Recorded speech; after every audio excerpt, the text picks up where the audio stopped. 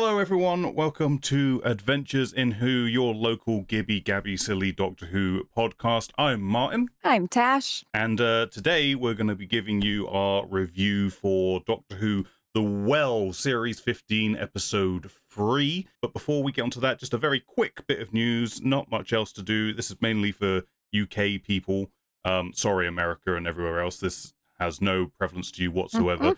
But classic Doctor Who is going to be airing on the channel You and Eden, which is part of the UK TV group of channels. It used to be UK Gold back when I was a kid, and UK and Dave and all those channels. I don't understand why they're putting classic Doctor Who on You and Eden, because I looked up the channel and it's meant to be for factual entertainment programs. So why on earth? That's the channel. Nothing more factual than Doctor Who. And kicking it off with John Pertwee's Spearhead from Space, which we watched recently. We watched that not that long ago. Yes. But that's their factual entertainment that they're having. But pretty cool. I mean, I don't really watch live TV really anymore, but that's how I primarily discovered classic Doctor Who when I was a kid, was because of reruns on those channels when they were named something differently. Like I say, it was UK Gold back when I was a kid, which is now a comedy channel. But no, pretty cool. So UK residents, if you're looking for some classic Doctor Who and you don't have iPlayer, because it's all on iPlayer, but if you want to watch it live on TV, it will be on You and Eden in May. Happy times. Good for John Pertwee and whoever gets residuals for John Pertwee these days, whoever's picking up those checks. All right then. Well, without further ado, then we're gonna jump straight into The Well, the most recent episode of the show, written by Russell T Davies and Sharma Angel Wolfall, I think is how we say her last name. Directed once again by Amanda Brocchi, who directed the previous episode, Lux. And I will say before we get into it, keep her around. Keep her on board. We don't know what's happening with the show, but just keep her name somewhere, so you know to go to go back to her. The Well, the episode in question, we have the Doctor and Belinda immediately picking up from where they left off, trying to find their way back to present day Earth using the is it the Vindicator? Is that what it's called? The little hook fishing line hook thing? Yeah, I think so. And the TARDIS takes them multiple thousands of years into the future, and they stumble upon a spaceship who is mid-mission jumping down to a barren planet, and that is where the action really picks up for us. So, Tash, The Well, general impressions before we get into the nitty-gritty. How are we feeling on this one? Yeah, I mean, I think I was very blessed that I wasn't able to ruin the spoiler for myself. Yes, I was going to say, I was hoping, I was all week, so I was like, Yeah. I hope she doesn't find out by accident, because I kind of want the genuine reaction to what this is, and trust me, we'll get to that, but yes. And it wasn't easy either. Especially when you're like asking my theories just last week. I was like, I don't want to look too much, because I didn't want to ruin it. And I didn't ruin it for myself, which is nice enough. Even my partner like laid down and was like, I got a spoiler for this. I was like, don't you?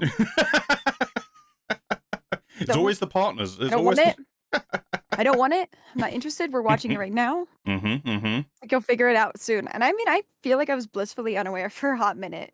Yeah. And it was actually more tragic though, because I couldn't even rewatch the prequel to this story. But yeah, it was nice. It was a nice like surprise for it not to be ruined to me, and kind of be like, who's the big bad? As long as that like could last.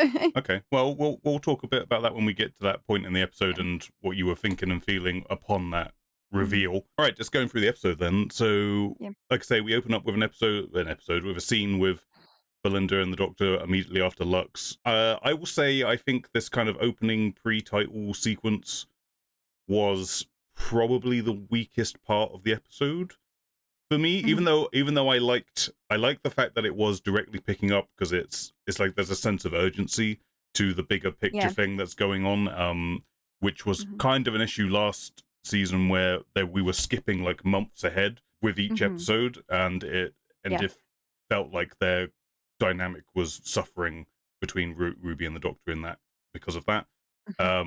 So I like that we've had episodes together, a group of episodes together, which have all directly led into one another.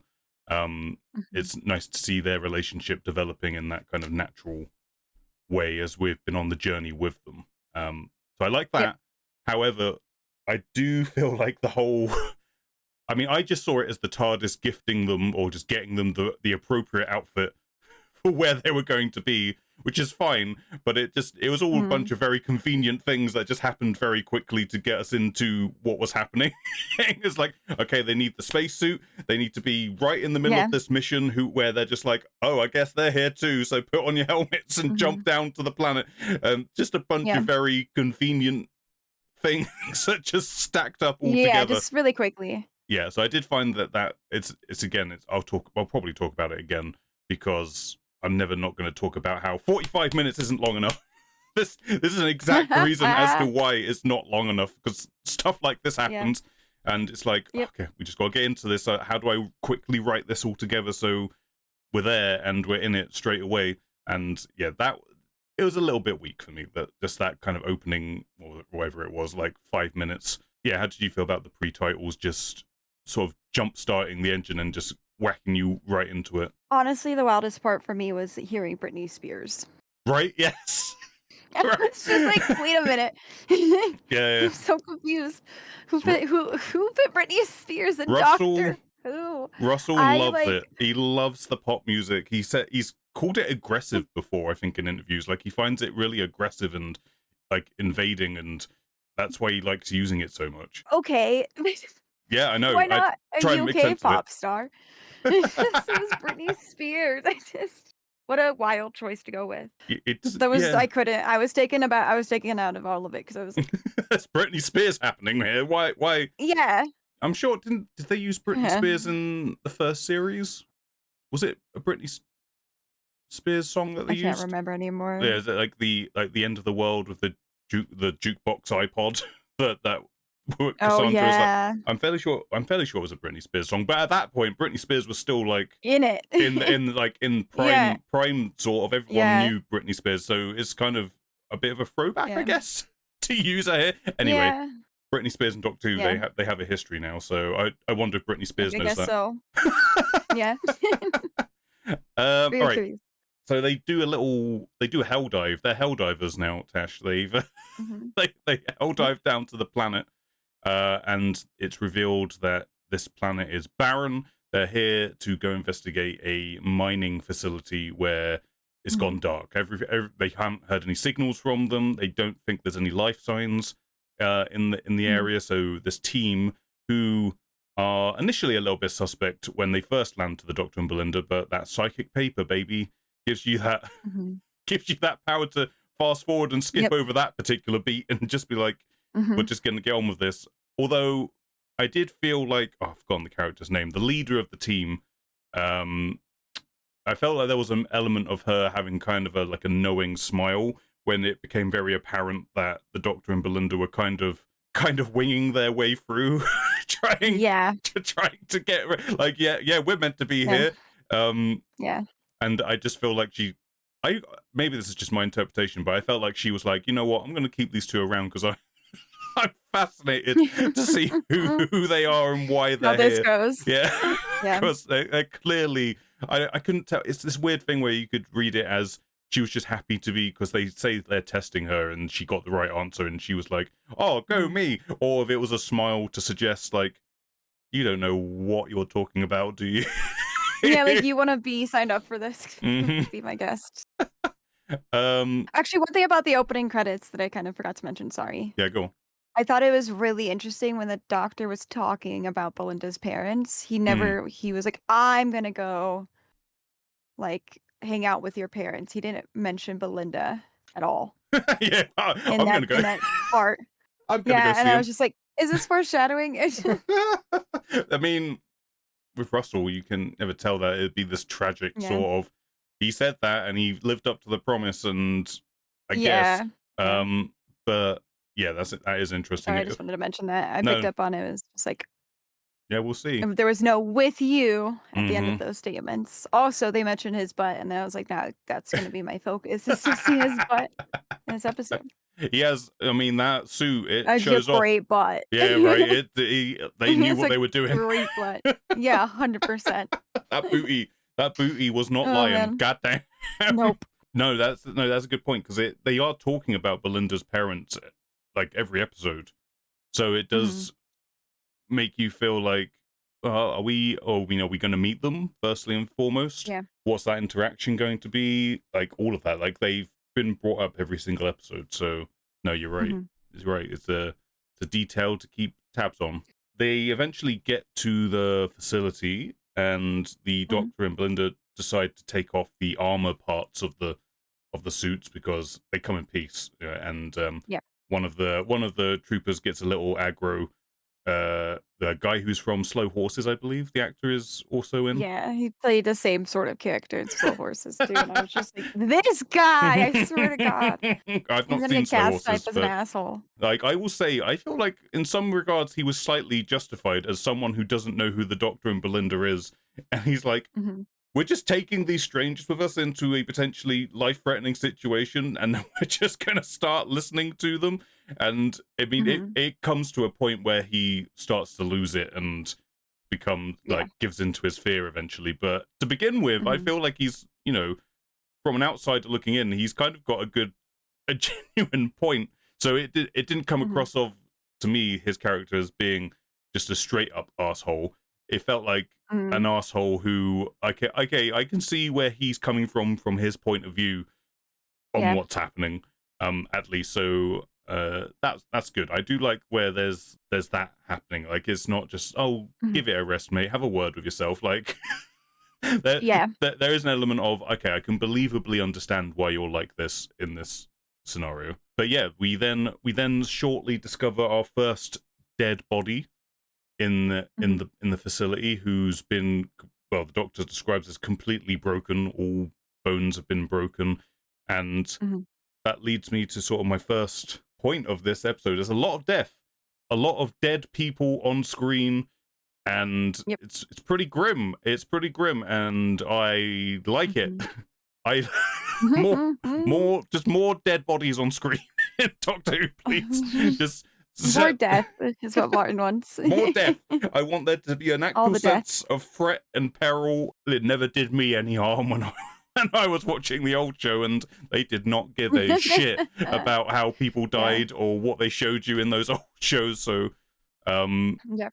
but I think this whole opening segment of them sort of building up the atmosphere and the tension of what are they going to Mhm. find in this place is really, Yeah. really well set up in terms of there's a mystery as to why all the mirrors have been broken.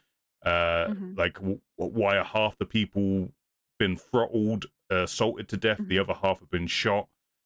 It's a really nice spooky setup as to what has gone on in this facility, and it made me it instantly made me put my grievances about the opening 5 minutes being like, Jesus, this is like on speed right now. What is happening? And it instantly just made me forget about, okay, we're actually settled down when we're in the Yeah, man. meat of it now. So yeah, it was Mhm. good. It was a good setup. Yeah, I feel like I don't mind the violence. Mm-hmm. Like, it's a very real thing, right? Mm-hmm. Very, very real. But yeah, I thought it was a pretty good opening. I think, like, with the one character who he starts to question, I think maybe just because I know a little bit more about, like, respecting authority and rankings, Mm-hmm. how, like, immediately I feel like it was just too soon. I feel like he was just too quick. There's another side to that that I don't wanna really wanna say because I don't think it's fair. Mm-hmm. It might just kinda be where mine at is right Yeah. now, and I don't wanna say there's, like, hints of sexism there, but I just feel like there's still, like, a level of respect that I immediately saw that I was like, Yeah. It's he's time. not gonna follow this Yeah. respect at all, like, he's It's gonna signposts. ruin He's this for gonna be everybody. an issue later on for sure. It definitely Yeah. signposts that. Yeah. And you're right. Maybe there's, and again, I think this is maybe a suffering of it being 45 minutes. So the pacing has to Mhm. be somewhat quick. Is that you're kind of right in that he's instantly very against them, and it feels like he should have at least some kind of respect for the authority figure who is their commanding officer in this Yeah. scenario. And she's saying, Mhm. "Hey, we go along with these two. They're here." Um, Yep. So yeah, no, I get what you mean, and I feel like again that's an issue with them having to jam this into 45 minutes. And Mhm. we'll talk about it a bit more later, but I do think this is a story that would have been helped if it was a two-parter. Yeah, If I think so. part one was all of your atmospheric build up, getting to know the team, um, Mhm. what's driving them, what's motivating them, and Mhm. as the horror starts to unleash as you start to get towards the cliffhanger, I think that would have benefited Mhm. this a lot. All right, then we get to the reveal that there's one life sign that they've detected, and it's just sitting in a Mhm. room. And this is Alice, a deaf cook who Mhm. is the last survivor. They meet her just sitting alone. She's apparently been here for Mhm. 15 days on her own. Mhm. The only other person in the room is who she claims to be her best friend, who she had to kill before Mhm. they killed her. Thus begins our mystery as to how is she the only one alive? How has everyone else Mhm. died? And Yeah. is she what she says appears to be? Um, Mhm. I'm going to say, I mean, obviously, we've all seen the episode, we all listened to this. I'm going to say this now. Yeah. I get the feeling, based on the fact that we know that this is a sequel to Midnight, and the Mhm. creature involved is the same creature from that episode. I'm Mhm. I'm saying Alice is bad from the start. Alice knows exactly what's going on. Mm. She's full possessed. She's evil. Like the original Alice, there's probably nothing left of her, and this creature is just using what knowledge that it has to manipulate everybody else. And like that, I'm fully convinced of that. I know I'm not. I know Mhm. other people haven't had that interpretation, and that they think Alice is Mhm. just a victim, or well, is a victim, but is literally just being piggybacked. Um, Yeah. because from what we know about the Midnight creature and what we saw in Midnight, and that it was possessing people and learning Mhm. through their words, and eventually possesses the Doctor and steals his voice and does all that Mhm. shenanigans. My personal take is that Alice is bad. She's using I have a daughter I need to go back to. She's using that to Mhm. gain sympathy. That's my take. That is my take on this kind of reveal and knowing what we know about the episode as it goes along. How are you with Alice? How do you do you feel that, or do you feel like she was a ride for the creature? Like, this is how I get out of here. I don't know. Part of me feels like I don't think that Alice is fully evil. Mm-hmm. This is how Um. they get you. This is how they get you. They trick you. No, I don't know. I didn't immediately think afterward that Alice was evil. Mm-hmm. I feel like I have more questions about what happens towards the end Yes. and Yeah. felt more evil there. Yeah, I don't like I just feel like Alice was so quick to like I mean, I don't know. Part of it is Alice immediately admitted to killing her best friend Yes. and was like, "Hey, I did this." Yeah. Yeah. Like I did this. I think there is a little bit sometimes the demeanor in Alice would change. I think it was a bit of the like creatures Mm-hmm. influence where I could see like it was less of like a concerned look or confused look on her face and more of like a poignant. Mm-hmm. But I didn't get the feeling that she was completely evil the entire time. No, I wasn't because I don't have Max anymore. I wasn't able to rewatch the original either. So maybe had I just rewatched that like right afterwards, I would have had it like a different feeling and takeaway. But throughout it, I didn't see her as evil. My main reason for this is why I come to this conclusion is how they find her. She's literally just sat in the Mhm. middle of a room, and she knows everyone else is dead. Mhm. And I just feel like it's a really it's just an odd, like she's just been sat there for 15 days on her own. Like, Mhm. was that like it just feels very odd? And then the moment she sees any other life, her instant. I mean, it's ambiguous. There's I'll be upfront. Like, Yeah. it's purposely ambiguous, and for you to Yeah. take how you're going to take it. Mhm. Um, I just feel for me is that the moment she sees any other life, I just feel like I see those gears whirring. It's like how do I use this to get out of here? Because we know that the by the end of the episode, the creature's motivation is to get off the planet. Like, it wants Yeah. off. Um, Yeah. and I feel like it's like I say, it's using what it knows about Alice to sympathize with Yeah. especially with the Doctor. Like, it feels like it's purposefully trying to find a way in with the Doctor. And I think it's more or less been confirmed that the one that is attached to Alice is the same one that knows who the Doctor is, who Yeah. has previously met, so would know how to play the Doctor like a fiddle. Yeah. So Definitely. that's why I have that take, is that and plus that's Yeah. scarier to me. I think that's why I look at it that way, that if Alice was bad the whole time, and how kind of vile and malicious this thing is that it's more than willing to use everything it can that Alice provides, including her deafness, as a weapon. Yeah. Yeah. To sympathize and manipulate. Well, also, I feel like maybe another reason why I didn't see it that way, is I feel like didn't with the charity video with Stavros, Russell T Davies said he was sick of like disabled individuals being portrayed. Yes, yeah, he's like the Yeah, so betrayal I of think the, maybe I had that in the back of my maybe I just had that in the back of my head too. But I do agree it's a more terrifying concept. Like the monster just leaving just enough of Alice there to trick Alice herself yeah. too. I mean, that's another Yeah. thing, is that like maybe it's allowing Alice autonomy because it knows that will work more effectively. I mean, you could go on for hours, like, and I think that's very much by design, which is what makes this particular villain as compelling as it was originally in Midnight, and what it continued to do with this particular story. But throughout the scene, we get the introduction of like the subtitle technology, which was pretty nifty. That was pretty cool.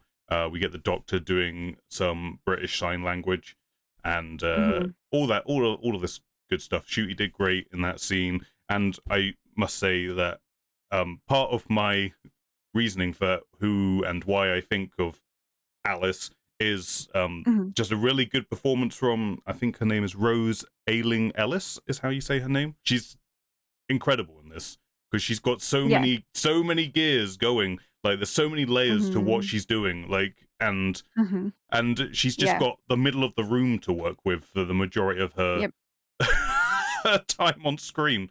So yeah, I think she did an incredible job. I think everyone in this episode did a really good job, to be fair. But I think obviously she's a standout. I think Shoot even said in the behind the scenes is that, well, there's my performance. No one's going to pay attention to anything I'm doing because of how good she is in the episode. And then we get Belinda again, like jumping to it, like instantly compelled to doing the nurse, doing the good work, looking after someone who is in trouble. I love how Belinda can be both simultaneously be incredibly caring and also very forthright and headstrong, and not take any bullshit. Like, she can do both, and she slips and slides between both seamlessly.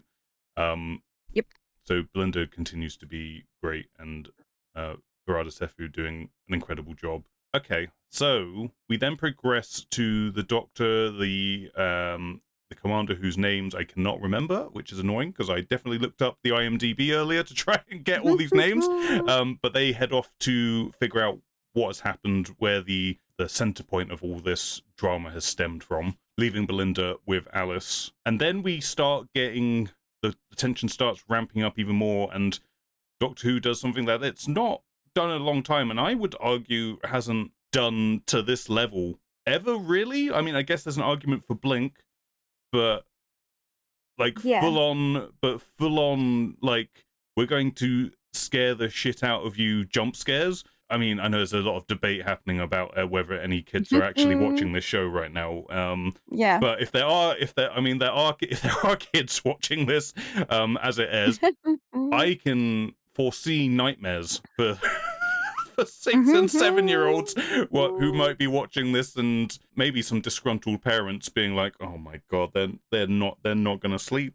They're not gonna sleep tonight," because I wasn't expecting this kind of freaky jump scare stuff, and the first time it happened, I was like, I mean, if anyone's watched me play any horror games on Twitch, they know it does not take much to make me jump, and the first time No, it yeah. freaked me the fuck out when I was like, what, did I actually see something? I was so confused.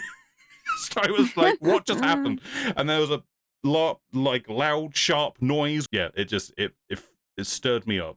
That Mm, initial jump scare, and I was like, because jump. I think I was just so not expecting that kind of jump scare to happen in Doctor Who of all things.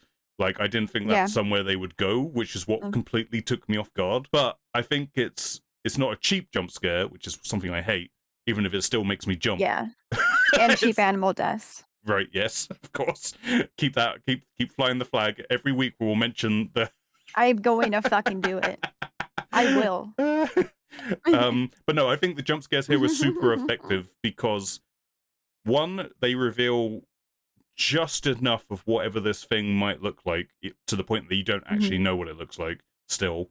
Yeah. And Nope. two, they don't do it too much, and it's like it's enough to set you on edge when you're then at a point where you're constantly expecting to see something and you don't know if you Yeah. missed something, or if like there's a, because I've watched this 3 times now, and there's a Mhm. great one towards the end of the episode which I didn't notice the first 2 times because they don't call Mhm. attention to it, that in the airlock section you can see Yeah. something behind Belinda just a little bit, literally just Yeah. the tiniest bit, which made me think, oh my god, is there more? Is there more across the episodes which I didn't notice?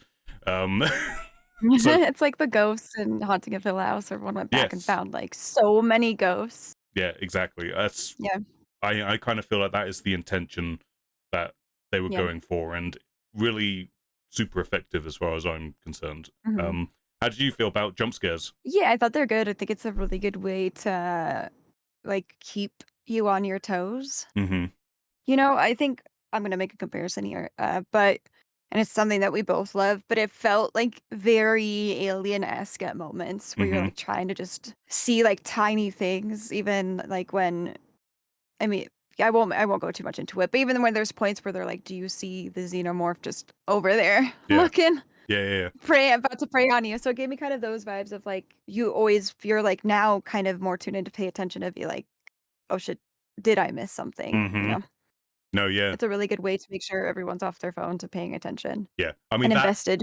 that stinger noise will make you look up if you're not paying attention. When that Yeah. when that stinger Yeah. noise pops off, it'll make you go, "What? Yeah. What just happened? What did I what did I Mhm. miss?" But no, you're right about the alien thing. This definitely feels like Russell doing his aliens to his original Alien, which was obviously Midnight. Mhm. Like, this is him, like, to Yeah. the point where it's like there's a team of Marines going in to Yep. investigate. As it gets to the end of the episode, it's revealed that there is more than one of these creatures running Mhm. around. We don't actually know how many there could have been, and yeah, it's very much Yeah. giving that for sure. Very aliens Mhm. coded. Once Belinda's seen something weird's going on, some of the Mhm. other troopers start seeing something, things start ramping up, the tension starts building. The Doctor and co are playing back a recording where Yep. the things started reaching out initially, and they have a recording of someone saying, we don't know what it is. Now, I don't know if that person's mimicking or not. At first, because obviously I will say, I mean, if it's not clear, I kind of knew going into this that this was going to be a Yeah. sequel to Midnight. That was something Yeah. that was one of the leaks that I got through to me at some Mhm. point. So I was trying to look, I could, because he's standing really weirdly in the scene. Like, Mhm. he doesn't look like he's moving naturally. So I thought he was Yeah. like he was trying to like he was mimicking someone else, or like the someone at the front of the screen. But I still can't quite tell whether that's what's going on or not. But Mhm. if it is, it's a nice callback to how we were initially introduced to this creature, Mhm. if he is mimicking. But then yeah, it's revealed to the Doctor that he is indeed back on the planet Midnight. This was the Mhm. diamond covered world that has been mined for all its diamonds. And Mhm. yeah, how did you feel the reveal was handled? Was it a good reveal for someone who had no idea it was coming? Did it? Yeah, I thought it was a good reveal, like, especially when it's, like, they first start with, like, the mining and then carbon and kinda talk about, like, what carbon, which is kind of like, "Okay, what are you hinting at here?" So I thought it Mm-hmm. was a really playful way of, like, "We're not gonna say diamonds right away, we're gonna give you, like, a half a second to catch up here." Mm-hmm. Mm-hmm. Like tease it out So I thought it little was by really little. done well. Yeah. And were you excited when Definitely. that became the case? Like, were you like when that reveal happened? Did it make you Mhm. go, "Oh, okay, so where are we going with this?" Since you then know it's a sequel to a previous story. Like, did that change what your expectations were, or anything along those kind of lines? I don't know if it changed my expectations. I feel like it was really good at being on edge Yeah. throughout the entire episode. But I did think like, okay, this kind of puts into perspective of like I've we have a lot of things that the doctor is scared of, right? Mm-hmm. And I feel like we had like with Sutek kind of just creeping about so much in the first season. Like there's this threat of like things aren't ever really fully gone, which is kind of an always it's always been a Doctor Who threat, Mm-hmm. regardless. But so it's more just like a great way of introducing people to the concept of, especially if we're watching this for the first time, that there's always going to be the potential threat of monsters coming back, Mm. regardless of how closed the loophole seems to be. Yeah. I just I still wish this could have been our first season. I think Yes. we'd be I in a mean, much different place yes. if this was our first season, because I think this is introducing everyone to Doctor Who concepts Yeah. so much better, Mm-hmm. and they would all be in a different place if this was the first season. Tragic, Mm. but yeah, I thought it was really well done. No. I Yeah, don't for think it sure. changed my expectations for it, because I feel like It it already was just really good at established. being Yeah. unnerving. Yeah, Yeah. yeah. For the No. most part, like, there's so many people there that don't know, like, Belinda doesn't know what Mm-hmm. Diamond was or what that planet is, and also I also felt like while that's happening, like, there's then that immediate still conversation of, like, what is happening with planet Earth, right? So it's like you Mm. can't even get too hyper fixated on at least for myself, I wasn't super hyper fixated on trying to compare this to the previous story in like a super critical way or like get my hopes up for it, because I think there are other things going on in the plot as well that was moving it along. Mm. And I was more like, especially in the scene where the doctor first finds out that no one's heard of the human race or Earth. And I'm like, oh God, Belinda's going to find this out. Mm-hmm. You know what I mean? So yeah, Yeah. I think it No. was well done. Yeah. Like, I will say now that I feel like in terms of sequelizing Midnight, I think this did it about as well as you possibly could have done. Hmm. Obviously, Midnight is a very enclosed psychological horror story. Um, Hmm. whereas this, like I say, does the aliens thing where it adds a little bit more Hmm. to the creature and gives it a little bit more of a power set, and it changes things up a little bit, but there's still enough there that you Hmm. recognize it as the same entity, largely because you never get a good look at what it looks like and all that kind of stuff. Hmm. Um, I just, as you were saying, I just looked down at my notes and noticed I did actually take note of people's names. I've got Shea as the leader, and Hmm. Cassio is the stick in the mud, doesn't like the Doctor very much Hmm. asshole. That's their names. I did I did write down their names. I did the thing. Look at me go. I was gonna say, I also like, sorry, my brain is things are coming back to me now. With the technology that they're using to talk to I loved Alyssa's performance of like, "Don't turn your back to me, I'm here." Mm-hmm. Kind of Yes. like, "Don't dismiss me," playing into maybe part of the creature also being like, that's not that sneaky, and Mm-hmm. also Alyssa has if ever been ignored Yes. in her life, which I think is very important. I love the little playful bit about them saying that's illegal not to know sign language as Mm-hmm. a nurse. Yep. Like, Yeah. I love that bit, and I just love, like, how they just the technology that they use, because I feel like that is very fucking doable. Mm-hmm. At least Very some doable in version of it. modern Yeah. age and could help. Yeah, yeah, like, some sort of version of it, and it could help massively, and it's, like, these things that are like, I think it's very tongue in cheek of, like, "Hey, it's really easy to be accommodating Mm-hmm. Yeah. Pretty much. and inclusive." Yeah. Yeah, Yeah. I wanted to mention that. I appreciated it for being like, it's No, not it's that good. hard. It's good. No one should go with being ignored or not heard, Yeah. especially in times of panic like that. I know they had from the behind the scenes they had someone on set and they had someone look over the script to sort Mhm, of how all of the interactions with deafness was handled. mhm, And there were moments where obviously they Russell and I mean, I don't know what the work rate on the script was between Yeah. Russell and Sharma. I don't know who did what. We can talk a little bit about some stuff once we've got through the episode, but Yeah. um, I know there were times where they wanted to add that element of not thinking about it, and like when the like doctor turns away and like she Mhm. can't see his mouth and stuff, and they wanted that stuff to be present so it could call some Mhm. sort of attention to that stuff. There was also like another great moment is when the doctor leaves initially to go to the control center, um Mhm. when he turns his thing off to tell Belinda, like, you be careful of her, and she says, Yeah. I Yes. can still lip read, and he Yep. apologizes.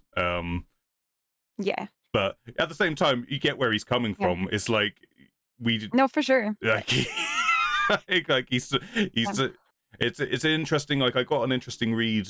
I know we're jumping around a little bit here. Apologies, everyone, but it was Sorry. it's there was an interesting moment when he hugs her when they first meet, and the expression on his face kind of changes a little bit Mhm. when he's not looking at her in the face, where you can tell he wants to make her as comfortable as possible, but Yeah. at the same time he doesn't trust her. Like, Yeah. you get that you get that sense. Mhm. Um, which, yeah, again, back to the performances again, they're doing a great job. Yeah, both of them doing great work with their facial expressions, like Mhm. communicating things that aren't being said, like the doctor's distrust of her, but also trying to make her comfortable, but also that's Mhm. like on edge with Alice being, is she still human? Is she not? She Mhm. does have a little bit of a look down the lens when the doctor first leaves, and Belinda's Mhm. tending to her hand.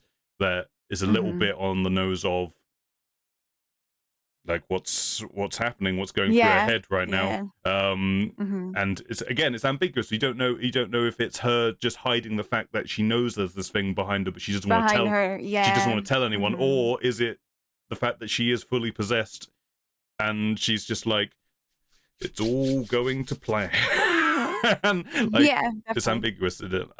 Nicely done Yeah. from both of them. I did want to bring to your point, like you were saying about like legacy monsters coming back and comparing it Mhm. to Sutek, and how Sutek was brought back last season, where there was an Mhm. abundance of old clips and reference Yeah. to Pyramids of Mars, to the Mhm. point where it felt a little bit like, it's like, hey, kids, you want to see this old story? It's on iPlayer right now. Go watch it. To the Yeah. point they Yeah. even had like the re-edit and stuff for the Tales of the TARDIS version of Pyramids of Mhm. Mars that aired in between the two episodes and all Yeah. of that. It was a little heavy-handed. I loved it because obviously nostalgia, member berries. Even Yeah. though I'm a bit like, I was a bit like, I don't know if you needed all this, but great, it's great for me, I Mhm. guess. Uh, Yeah. but I think here, like you're saying, it was handled in a much better way, where it was like you get that little flash of David Tennant and um the moment that the creature takes over the lady on the bus from Midnight, and that's kind of all you Yeah. need. For most fans, I would say you probably don't even need that. But for, like you say, people who are watching this for the first time, Mhm. establishing that the Doctor has met this thing before, Yeah. it was just enough. It was just enough to sort of say to anyone who doesn't know, like, this is a thing that he has met previously and has a history with. The troopers getting more paranoid about Alice. Everyone's seen something behind her. They're not sure what it is. So Yep. they start trying to experiment a little bit to see if they can, Mhm. if there is something actually there, if they can bring it out. Um, Mhm. and before the Doctor and co get back from the control center, we get one of the troopers being killed, being flung across the room as Mhm. they step directly behind Alice. This is an interesting thing on two counts. When I first watched this, I was slightly Mhm. confused as to how this worked. I got to be honest, because I felt like Yeah. Alice was turning around all the time and definitely had her back to Mhm. certain people at some point. I was like, wait, Oh, uh, for sure, even after all of their testing, I yeah. was just like, I think, don't quote me on this, but I think upon the third time watching it, how this is supposed to work is that the person standing directly behind her will only die if there's also someone directly in front of Alice. "Ooh." I think is how it's meant to work. I don't know how well that was communicated in the episode. As I say, it took me to Mm, my third watch yeah. to clock that Yeah. might be what's happening. Reason being is that if there's someone directly in front of Alice, is that the creature can Mhm. attack without being seen from that perspective. I think is what's meant to be happening. Um, Interesting. and that's the only way I could see it making sense, because like we just said, there were moments where Alice is turning her Yeah. back directly to people and nothing Yeah. happens. So that's Mhm. what I'm going with. If that is what's Yeah. happening, I feel like that could be. I mean, Belinda does lay it out later to the Doctor where she gets the little things, puts them on the floor, and says, "If Yeah. we're here, Yeah. she's there. If someone goes directly behind, they die." Um, Yeah. so I think that's what they're meant to be trying to get across there. There has to be someone Yeah. directly in Standing front. and staring. Yeah. Yeah. In terms of how the people die, I mean, it's good stunt work. Don't want to put anything down on Mhm. that, but I Mhm. will say I don't know how effective it is dramatically having people just flown across the room. Like Mhm. like, it feels a little bit much, and I know Russell talked in the behind the scenes that there was a Mhm. temptation that he was just going to have their necks being broken. Yeah. But Yeah. he kind of felt that maybe that was slightly too visceral for the younger audiences. Just especially with the amount of people that we see Mhm. get Mhm. offed in over the course of this. Do the bone crunching Yeah. sound, is that too much? Mhm. Um, Obviously, Fair enough. I do feel like having like a neck breaking thing would have been more sinister, and I think it would have been more effective. Mhm. And I do think there probably are ways you could get around doing it where it's not so visceral to the point of being disturbing for younger people watching. Um, Yeah. but you go with like the kind of superhero toss kill maneuver instead, where it just implies, I guess, the kinetic force The of whatever this force. thing is Yeah. is what's killing them. It's a But we already little know their necks were broken though, yeah. right? We already It's know that. yeah. Yeah. It's yeah, I don't Mm. know. I get where he's coming from. I understand it, Mhm. but it is this kind of glaring mark of you just know it would be more effective if Yeah. if it was done like this instead. But I get why you're Mhm. making the choice to do it this way, and yeah, it's kind of what do you do kind of situation in those terms. I don't know. Again, I guess I refer to Meanwhile, he has no fucking issue killing a childhood cat. that, it is true. It's worth It like really is though. That cat like was probably someone's cat hmm and like brutally died. there. I mean, you're not wrong. Like, I mean, kids react to things in different ways. Sociopath. So Sociopath behavior. Sociopathic behavior right there.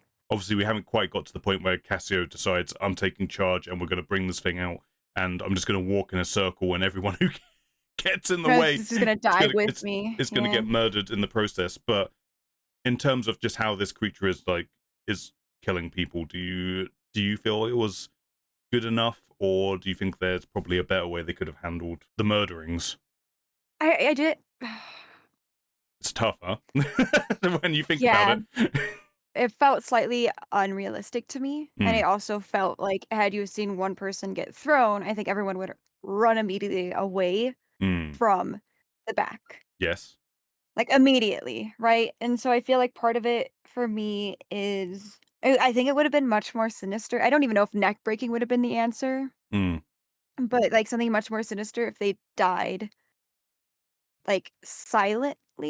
mm, They weren't able to communicate what was happening to them, but you weren't able to pick up that they were being murdered right at that moment. mm, yeah. Um, and my brain kinda goes to this is not a great example, and I know that, but I know there's so many contradictions about these creatures that I'm about to mention, but, like, for as shit as all of the Flux stuff was, like, the Flux's way of murdering and just decimating people Mm, was, like, pretty sinister yeah. and felt like while they might have been dragged on sometimes, it felt pretty quick and, like, it's just like that, but you can't really communicate what's happening.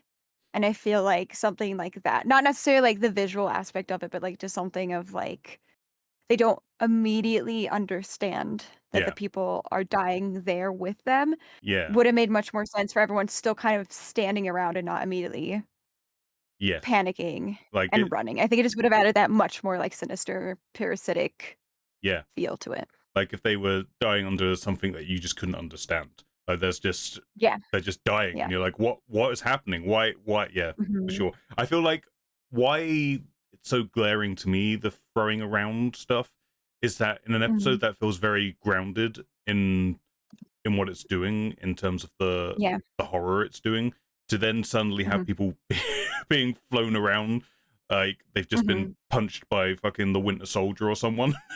mhm. It's such a difference from what the rest of the story is doing. So maybe that's where Yep. my hang up lies. But no, it's not it's a nitpick. It's a nitpick, but this is a podcast, Mhm, that's what we're here to do. To a degree. So now the Doctor knows what he's dealing with, but he also has realized that it's changed. Like it's not doing exactly what it did last time he met it. And mhm, he knows that Belinda has observed it in action, so calls to her mhm, to explain what she's seen.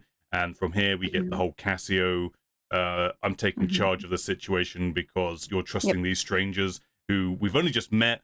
And as we just say, he gets a bunch of people murdered, and then Mhm, Shea, the commander, takes it upon herself to cast over to Cassio to tell Alice to turn around 180 to me to mhm. get to have the creature attack and murder Cassio, because it's like Yeah. it's the only way I stop this situation. I think that moment was handled pretty well. You could tell that the Doctor was disapproving of the choice, but at the same time he understood Mhm. why she did it.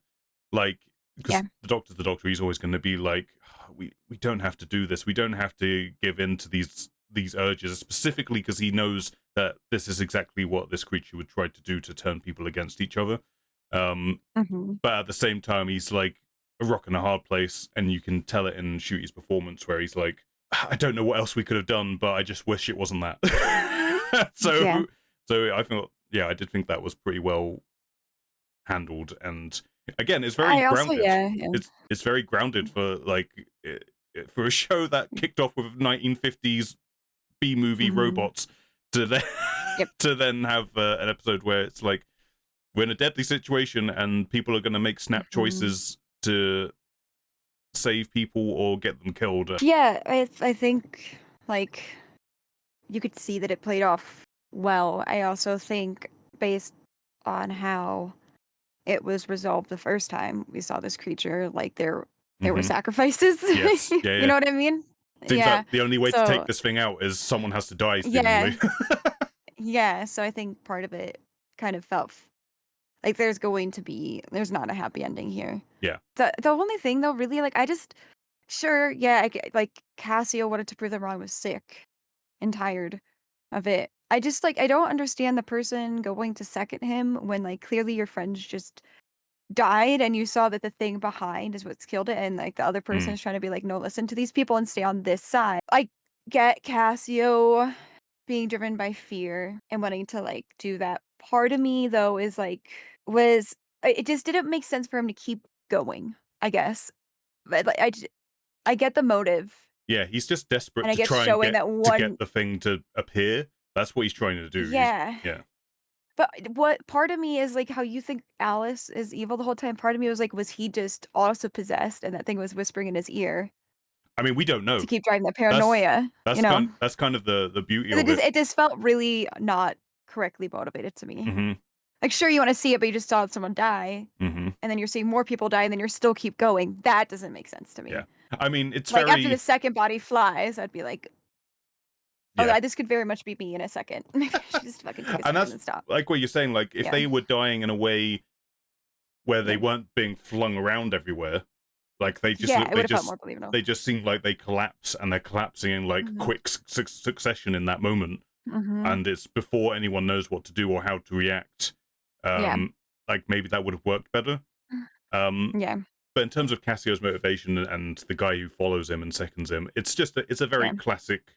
It's a classic Doctor Who thing. It happens all the time. New Yeah. Who, old Who. There's always the asshole who doesn't want to believe what the Doctor's saying and normally ends up dying Mhm. because of it. but also in horror as well. There's always that one person Mhm. in horror who is like, no, I'm going to do the thing that is clearly, from an audience point of view, the stupidest thing you could do. But Mhm. I Yeah. believe in it full heartedly that this is the right thing to Yeah. do. And yeah, it's interesting, like how that plays to an audience, whether you get frustrated Mhm. by it or you're entertained by it. Like I say, I feel in terms for me, for Cassio, I could Mhm. understand his motivation and why he got to that point. Yeah. There just come a point where people are flying around the room where you go, all right, you can, I think the point Yeah, has been maybe proven. that's yeah. From there, the doctor decides to take charge and be like, listen, I'm gonna talk to this thing. It knows who I am. I know who it is. Yeah. I'm gonna try and figure this out and what we can do about this. We get a scene Mhm. where we're not privy to what is happening per se, where it is Mhm. whispering to the doctor and it knows his name. Um, so to me, that's what indicates that this is the same creature that we met last time. That because Mhm. it was inside his head previously, it nearly took him over, which is what Mhm. freaked him out so much about it. So Yeah. that's how it has that knowledge. That's how it knows Yeah. what his name is, Yeah. um, and why that would Yep. freak him out and scare him so much. Like there's this thing, Mhm. this malevolent malice creature that has all Mhm. this knowledge about me, Yep. Knows his which name, everything. yeah. Um, Yeah. so yeah, it's I always like those moments across Doctor Who where it's like the actor playing Mhm. the Doctor just gives a knowing look or face. In this case, is the trademarked shooty cry face. Um, but Mhm. on this occasion, I was like, no, I feel it in this moment. This is a good Yeah. moment for something like this because Yeah. it's not just like a human response, which was my criticism last Mhm. season. It felt like it was Yeah. very just a human response to everything he was doing. Here, it felt kind of Mhm. cosmic and unknowable, and like I can see Mhm. the fear and why he's so scared, but it's not knowable to a human being why he would be so scared of what's happening. But no, I like those moments the where we see the Doctor knocked back by a villain, not knocked down a peg. I don't think that's the right way of phrasing it, but Mhm. he's where he sees the threat in something. It's like it reminds me of Chris Rexton in the first Dalek story where the Dalek is reintroduced and Mhm. the Doctor is no longer that confident, swashbuckling, I'm gonna solve it character. He Yep. is this this fucking thing. I have to deal with this Yeah. this thing. Yeah. Yeah, I have to deal Um with this thing again. so yeah, it kind of Yeah. gives me that echoes of that, and I do like that Mhm. stuff. But then the Doctor is like, I see what's behind you, creature, because I just remembered what this place is and how it was utilized, and Yeah. gets Shea to blast the pipe behind which has mercury running through it, which is reflective, and the mirrors being Mhm. smashed. There's something about this creature where it can't look at itself, seemingly. I'm not entirely sure why the creature can't look at itself. I don't feel like they give like a full explanation as to why it's so repelled by a potential image of itself. Yeah. But the Doctor is gambling effectively that because of the broken mirrors, um, what happens when you see yourself? That because the Doctor doesn't even know really, so it makes sense that Yeah. we don't know because the Doctor doesn't know. He's just like I Yeah. say, he's rolling the dice that something will Mhm. happen, Yep. and seemingly upon this creature seeing its reflection, it Mhm. repels and launches Alice through the air. The Doctor just assumes that she's free of it. That's what that Yeah. means. I do not think he's correct. We'll get onto that in a minute. Like I do not feel his gamble paid off on this occasion. He just, like we, the audience, we see something happens, so he just Yeah. assumes that okay, let's go, go, go. We're getting out of Yep. here. And then we, as we run through, do our hallway scene. Got to have the hallway Mhm. chase scene in Doctor Who. We get a Mhm. little glimpse. We get a little glimpse of something in the corner of the screen. There's a very just a wonderful Doctor moment with the Doctor stopping and telling Belinda, "I have to see it. Yeah. I have to see what it looks like," Yeah. which was great. How about you for all of this? How this escape scene, the Doctor's plan, him stopping to have a look at what has been tormenting all of them. The doctor could hear the whisperings. It also Hmm. makes sense. Even if there was a thought kind of whispered into his brain of like no, you need to see what I am. You know what I mean? There's many ways that that can play out where it's Yeah. believable. A, the doctor is just like, no, I need to know because we've seen that curiosity Mm-hmm. even within this season already. Where Belinda's like, I don't need to know. I don't need to know. I need to know how I need to get back on Earth. Is what I need to know. So there's different ways that that could play out where it felt really believable. Yeah, the like not explaining the mirror thing, and also kind of just taking a gander at like when they hear that like the clud happen again when they're all kind of getting suited up to go. Mm. Uh, and just assuming that that means the monster is back. There's just a lot of assumptions made in general in Yes. this moment, Yeah. all over the place, So yeah, upon their which escape. leaves it to be threatening. You know. Yes, yeah, for sure. But Yeah. upon their escape in the airlock, Hmm. because the Doctor and Belinda are kind of behind the group, they arrive Hmm. with them, with Alice and two of the troopers in the airlock, getting Hmm. ready to go. Interesting thing is that there's three of them in the airlock. The airlock has four Hmm. people registered Hmm. in the airlock. So Yep. is it still on Alice? Is it on one of the other two people? I mean, it's pretty Hmm. concrete that one of the creatures is in the airlock with one of them. Yeah. Yep. That's pretty clear. Belinda says she can hear the whispering, so Hmm. she assumes it has attached itself to her. And then we get Shea, who actually I Hmm. forgot to mention. It's a very fucking Star Warsy line where earlier on she says, "Hey, I was like bullseyeing." Whatever it is she says earlier, I was bullseyeing them Hmm. when I was 14 years old. Yep. Like, Yeah. it's very like a Star Yeah. Warsy bit, like the Womp Rats Hmm. from Luke. But yeah, like she says, "Hey, I can shoot you in such a way where it will effectively stop your heart, so it will think You're you've dead. died, and it will pass on over to Yeah. me." It was very awkward how the doctor just stepped aside and was like, "Yeah, okay." Yeah. Yeah. Got it. He's just like, How they're about like, it? you go right ahead. You just Yeah. Yeah. don't. I'm not having that thing on me. So by all means, I have to say that I thought that was a little weird that the doctor's just he just kind of steps aside. I thought maybe a better way to have handled that, and I would have been fine with this if Shea maybe has like a stun function on her gun. If the doctor was being Hmm. argumentative and being like, "I'm not And letting you then do stun this," him. and just stunned Yeah. him, I think that would have worked a lot better. Yeah. Like, like Yeah. I have a Like struggle. more believable. Yeah, I struggle to believe that the doctor would just be so completely willing to let someone sacrifice Go that themselves, route. Yeah. um, shoot Belinda. Like the whole thing to Yeah. me smacks of the doctor would have struggled more, and it's completely fine for you just to say that Shea has a stun function on that gun of hers. Like that would have been perfect. Knocked him out just long enough for Yeah. her to do it.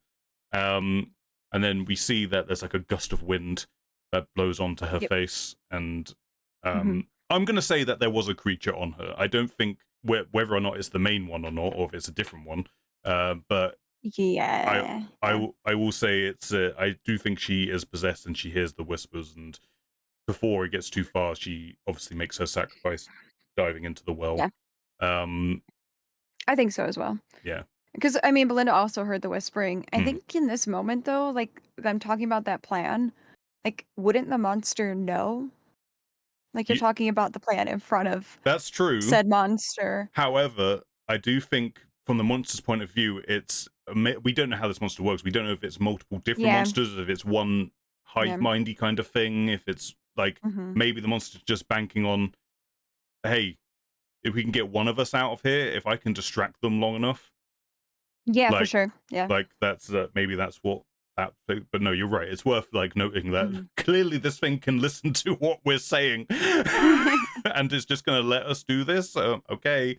Yeah. um Yeah. there's a lot of stuff about the monster that is kind of nondescript and we don't really know, Hmm. like, why does it transfer from person to person Yeah. when they die? Because when we first meet Hmm. it in Midnight, it just seems to latch on to whoever was most intelligent, seemingly. Hmm. Like Yeah. there wasn't a rule of passing on because of death or anything like that. Yeah. But it is also established thousands of years later, this thing has evolved, um, And learned. and learned Yeah. since then. And Mhm. Obviously, there's more than one of them, or it's one entity, or we don't really know. Do you find the ambiguity here frustrating in terms of what the monster can and can't do, or why it does what it does? Like I say, frustrating, or do you find that more scary that we don't have all the answers to those questions? Does it work in that way? I think, like, in this moment, it's not really, like, quite, like, frustration at the monster. Mm. I was just more so frustrated at, like, I don't know, I just feel like everyone was getting played and being like, You're idiots." I mean, The entire time, I was yeah. like, "You're all idiots. We should know better." I mean, ultimately, this is a story where the Doctor loses. Like Yeah. the Again. Yeah. the win in this story is that the Doctor and Belinda get out alive. That's what Yeah. the that's the win of this Yeah. scenario. Mhm. Yep. Otherwise, like I say, we'll get onto it now. Like the Doctor and Belinda in the TARDIS, they are just grateful to be alive by the Mhm. end of it all and take off. We have our kind of stinger with Mrs. Flood being there again, Mhm. interested in the Vindicator for some reason. Like she's banking on the Yeah. Doctor using this tool to try and pull himself back to Earth. So that's another bit of the Yeah. plot being moved forward there. But then Yeah. Yep. we get the little sting in the tail ending of Mo Mhm. and the other trooper, um, where the other trooper notices that there's something on Mo's back, and Mhm. like we don't know when the creature got there. We don't know when it Mhm. attached itself. Was it in the room the whole time in that airlock when they were shooting Belinda, and it just, you know what? I'm going to keep stum. I'm not going to say anything. I'm not going to whisper to you Yeah. because that's Gonna kind of play this it's giving me away. So correctly. maybe I shouldn't whisper. And then Yeah, and I mean, for all intents and purposes, it's been learning this entire time, right? So, mm, like, yeah, maybe that was always the plan, mm. and they're like, "If we can get out attached to Alice, great. If not." I mean that's the thing. At least two of them are Yeah. out there, I guess. Like if there's one Yeah. on Mo and there's one on Alice, like we don't see Alice after the airlock. We don't know what happened. We don't see the other ones either, though, Yeah, the other people at yeah. all, so it could be Mo is the last it could be one and Mo is the last one surviving, or it could Mm-hmm. be that it was attached and there's many of them now. Here, Mm-hmm. I was actually just thinking about this because if they can't see the reflection thing, because if it was that they can't see the reflection, and I didn't put this together earlier, my brain's still waking up. I apologize, everyone. But wouldn't diamonds have been reflected, which maybe explains mm-hmm. why they're a little bit more hidden? I don't not hidden. I just feel like diamonds are reflective, so with all of the diamonds gone, it opened up Yeah. No, to for sure. them coming out, being able to come out, if I, the reflection thing, because I don't know if they're considered, like, not things like the Wildly Yonder things, like, just, like, the not yes. things having vague rules Hmm. around them. It does seem like a theme for Russell when it comes to doing space horror. Yeah. He leans into the ambiguous. Like that's his style Yeah. of sci-fi Yeah. horror, I guess. Like Yeah. that's what he tunes to. Mhm. Yeah, it's a it's an interesting point about the diamonds and the diamonds being gone. Does that make Mhm. it easier for these creatures to exist and stuff? Because there's like a moment, the most similar moment between this story and Midnight in terms of Mhm. seeing something but not quite seeing it is the Mhm. driver of the bus in Midnight who says he sees Yeah. something on the ridge but then it's gone. Mhm. But Mhm. I can't see anything anymore. It's not there, and the doctor's like, wait, no, what did you see? Which is kind of Mhm. one of the bigger links between the two Yeah. stories here.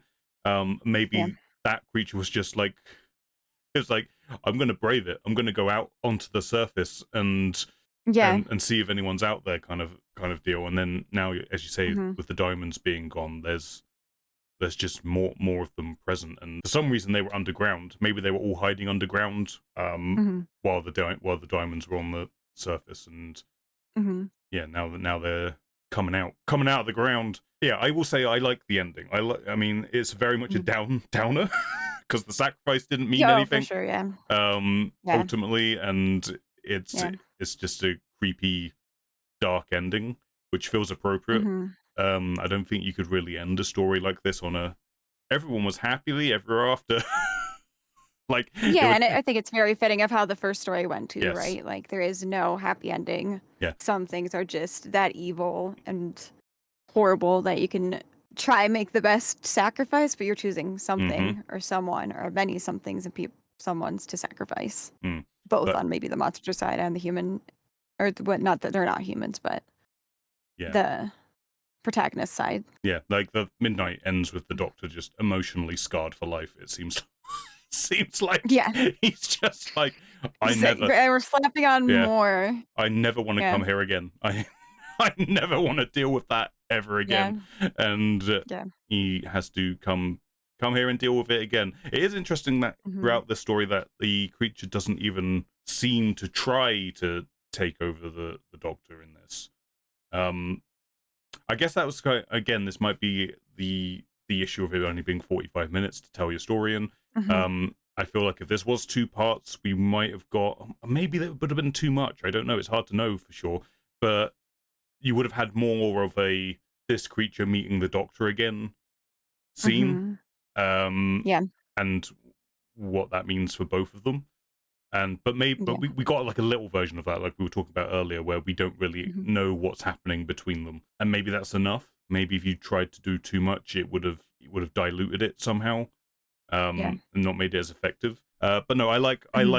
I occasionally I like having a Doctor Who that ends on a down note and makes you feel Hmm. like, oh god, this was just traumatizing Yeah. for everyone involved.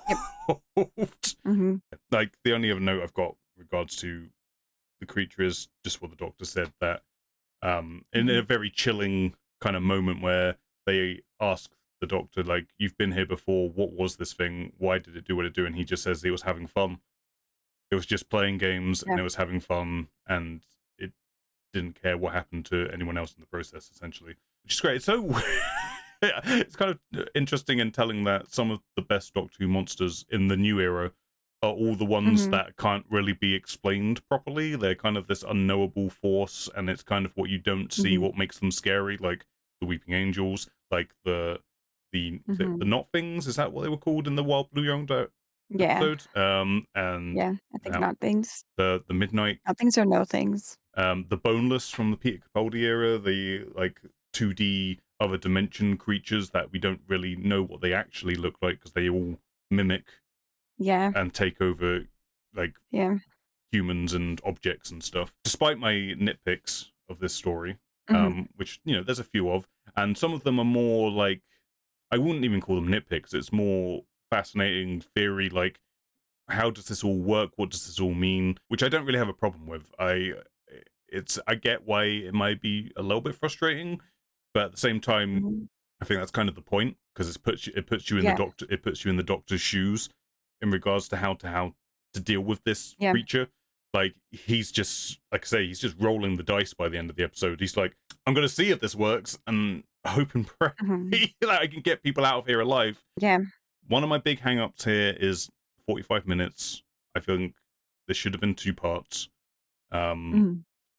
like for all the reasons I gave, like give the opening of the episode and a bit more weight to it, and the relationship between the Doctor and the troopers a little bit more depth, and what's going Yeah. on there, and building up the tension, and then part two being more about the creature itself and what it's doing to Hmm. everyone and the horror of it all of that stuff. But seeing as we get 45 minutes, I'm going to give this. I mean, I'm going to say, I mean, as much as I liked Lux last week, If you steal my score again, I oh swear. yeah, sorry. I I'm this just is my, kidding. no, I will Yeah. say that for me, this is I'm going to just say it, this is probably my favorite story of Shooty Zero thus far. Hmm. So based on that alone, I feel like I have Hmm. to give this 8 creepy Stole jump my score scares. again. I stole it. I stole it again. Just kidding. No, it's nice that we're like on the same page, right? Like it's Hmm. nice being able to give. I know having Sorry. having 3 episodes of it felt impossible if you asked us this Hmm. last year. Like having 3 episodes Yeah. that have just got better consistently. Like Yeah. I enjoyed the first one. It was a little, it had its issues, but overall I enjoyed the Hmm. first one well enough. I really enjoyed Lux last week. Hmm. but again, it kind of suffered from the 45-minute of it all, and Yeah. some of the meta stuff could have been slightly better handled in some regards, but overall I Yep. enjoyed it. And then this week is Mhm. just good old-fashioned bread and butter, proper. Yeah, you know what this episode did, honestly? Because I know we're Mhm. in this era of meta and all of that stuff with Doctor Who at the moment. This Yep. episode really made me miss, just like I say, bread and butter Doctor Who-iness. Spooky stories. Yeah. Yeah. Yeah. like Yeah. like ignore all this Pantheon Just give stuff. us the spook. Yeah. Just Yeah. all of the meta stuff, all the fourth wall breaking. Yeah. Just give me like a what would Mhm. be called a proper Doctor Who story. Yeah, I think mine's also an 8 out of 10.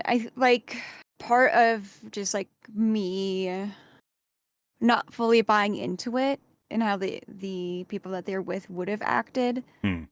was, like, slightly limiting, but it doesn't mean, like, that the threat wasn't there, Yeah. and that was still a very big real threat to the Doctor, and I think kind of ties into, like, Belinda's, like, hesitation about Hmm. the Doctor.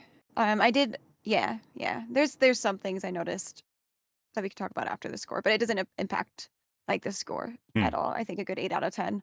Yes. A good Yeah. spooky Doctor Who. Yeah. It seems like we both just had the same consensus that it would have been nice to have a bit more of a relationship with the troopers, and a bit more Mhm, of a relationship between the troopers and the Doctor and Belinda. And mhm, um I mean, I like, obviously I feel like the standout is Alice, and like quite rightly a lot of the attention is on her and her performance, and she is mhm. essentially the central aspect of the episode, and that's how it should be when you've got one part 45 minutes to do it in, and she does a great job. But yeah, great stuff. More of this, Russell. Mm. I am God really damn it. nervous for next week, so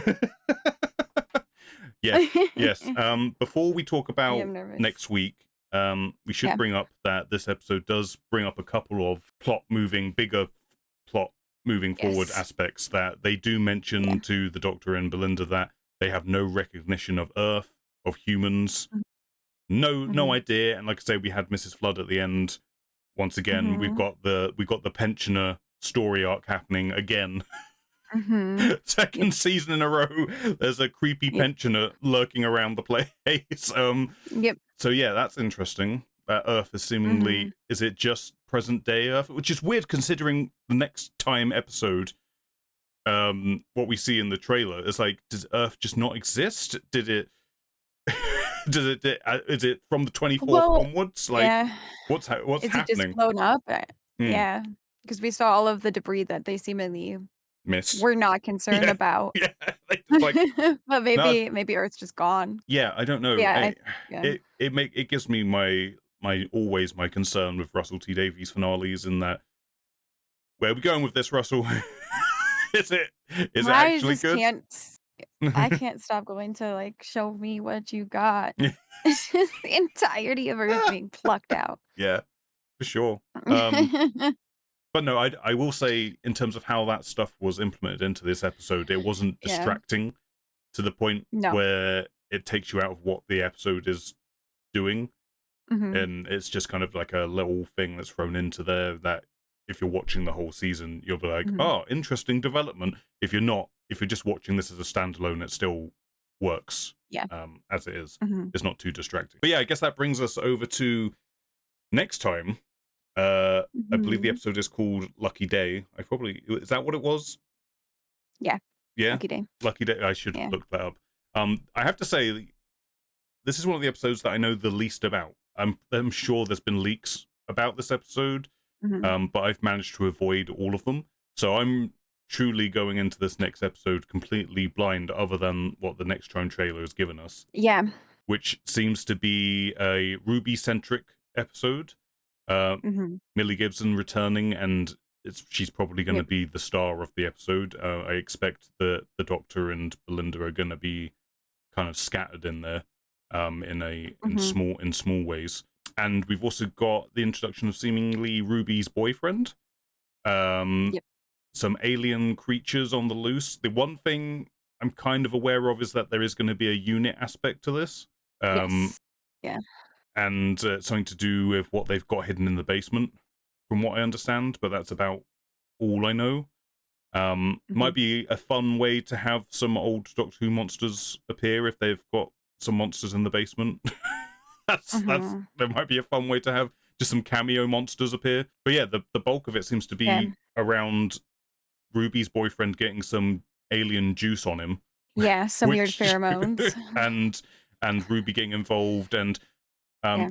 there was a little clip that they played on Unleashed. I think it's either from the trailer or Unleashed. I can't remember now, but something to do with this podcast. That is it. The same guy? Is Hmm. it her boyfriend doing the podcast, or is that someone different? I can't. I can't. This is how little I know about this episode. Let me Um, rewatch real quick to see. but as you were doing that, it's something to do with him asking, "Hey, she's been inside there." At first I thought, is that the TARDIS? But no, I think it's more to do with Unit. Like, like he's interviewing her as someone Yeah. who's been in Unit. Seems to be the situation. Yeah. Interesting. I can't tell Yeah. Um. So yeah, I did, like I say, from the trailer. I really like Millie Gibson. Like for me, last year she was the standout last year. Hmm. It's like I say, it's just a shame that how the season was developed last year, that we didn't get this kind of dynamic relationship building that we've been getting with Belinda and the Doctor. Ruby Yep. and the Doctor just, they started in one place and they ended in the exact same place. They were best Yeah. friends. Pretty much. There was no growth or Yeah. difference. Yeah. But no, I am excited to see Ruby again, because I did like her last season, Yeah. and I'm always up for more Unit stuff, especially if it's shady. It might play into the spin-off in some way. Yeah. For sure. It might tease into that somehow as well. Yeah, how you, are you excited for next week? Are you feeling like this might be like where this where this season drops the ball a little bit? I feel like I'm nervous, mm, mainly because I think like, and I don't get me wrong, I love Ruby. mm-hmm, Where it takes place, like if Earth is gone, kapoof, blown up. mm. Where are we gonna be landing on Earth now? Yes, that's the big, And like, how's this working then? yeah, yeah, and then I feel like if because Belinda just wants to go back home, what's stopping Belinda from Mm, like just running away and breaking all the rules there? right. Even though Belinda seemingly knows time and space stuff. Well, Um, it's interesting that this I might just feel be, like there's gonna be a lot going on. I yeah. think maybe. I feel like it's Uh, interesting that this might be where we get some kind of time jump, because all of these episodes have yeah, been next to each other, so this might be where yeah, we have some kind of gap where yep. the Doctor and Belinda have been running around trying to get Mhm, this Vindicator booted up. Vindicator? Why do I mhm. feel like, is that what it's called? I feel like I'm calling it the wrong thing. I know, I think it's called the Vindicator. but yeah, I assume that they're going to be running around doing that. It's like, I assume the scene that we see in the trailer with Ruby and the Doctor is potentially like a flashback to season 1, like something that they did that we didn't see. But then we also do see Belinda and the Doctor on Earth. Yeah. So you're right. That does bring up the question of how we Mm. how's this Yeah, working exactly. Um, yeah. so that, I guess that has me intrigued. I'm intrigued to see how that's working for the bigger picture. And it is called the Vindicator. Okay, good. Thank God. Yeah. I can keep my fan card. I'm paying attention. I mean, I can't. I didn't. I looked up the Britney Spears, Hmm, and it was Britney Spears, and it was the same song, and it was Cassandra's Jukebox, there we go. See. which now we maybe see on the TARDIS. It's My, the same jukebox. he stole a jukebox. I'm keeping that. But yeah, yeah. Apparently, Oh, that's good. Do you feel they just had it in storage somewhere, like, for and they sure. were like, "Well, we've just got this jukebox. Yeah, Should we use it? We've got it." yeah. It seems like the type of doctor that would enjoy it. It's Yeah, just, yeah, yeah. I I I can totally will. see that happening. I do think it's probably the same jukebox. Yeah, probably is. I will Knowing say Russell and playing the same fucking song. I'm slightly concerned about the Vindicator Mm. looking like a guitar. Like, genuinely, Mm. I'm concerned that it's going to end in the Doctor playing it like a guitar, Like, Stop it. I cannot I. I cannot I cannot go through another dumb ass guitar part. I can't do it. I can't do it. I I loved the can't. guitar in Pete Capaldi. I loved it, but No. I It was don't. a guitar with the combinations of the fucking sunglasses. I can't do it. I can't go back there again. But if that Yeah. is what your theory, if you want it to be, or you think, or you can see it, I think my more unhinged theory is even more, I'm even just. more prominent if that's what happens. I'm just looking at the shape of that thing, and I can't help but notice it looks guitar-y shaped when he has it folded up. So I'm just slightly worried that it's gonna have the doctor like blasting something out of the end of it like a guitar. I'm very worried that might be something that happens. My unhinged theory becomes less unhinged. Oh god.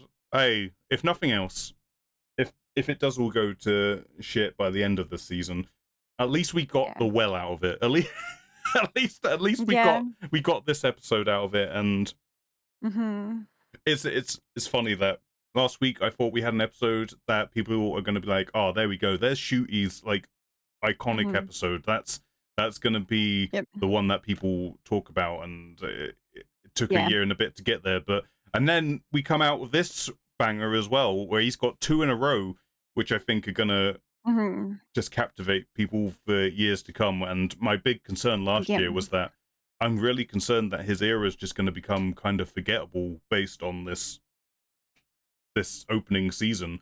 But this season we come out swinging with 2 greats, in my opinion. I know, interestingly, hearing some of the reactions to Lux from other podcasters and reviewers, from what I saw, a lot of people were quite positive, generally speaking, about Lux, but some of the reviewers and podcasters I listened to, who I respect their opinions, were quite a little bit more negative about Lux.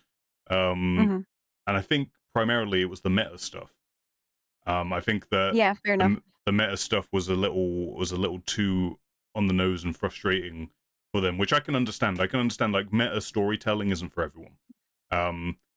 Which is why like I said earlier, this story was so refreshing that it just felt like, oh my god, this is like actual Doctor Who again. it's the show I know. Oh dear. But yeah, I guess that's it for this week. That's all we got. A solid episode. Good times. All right then, before we go then, just as a reminder for everyone, the podcast, we have socials on Blue Sky and Twitter. It's Adventures in Who. They'll be linked in the YouTube down below. But like I say, you can just search Adventures in Who. It should pop up for you on both of those platforms. There are links down below to both of our Twitch channels. So if you want to see more of us, why would you not? Why would you not? At your own risk. At your own risk. But yeah, please do. We like to hear from people what they think about the episodes, so please do check out those and let us know what you think about the episodes and stuff. So until next time, where we check out Lucky Day and see what that's going to give us, that's it from us. Farewell, everyone. Goodbye. Catch you next time. Bye. Toodles. Pips. Awkward ending. Way.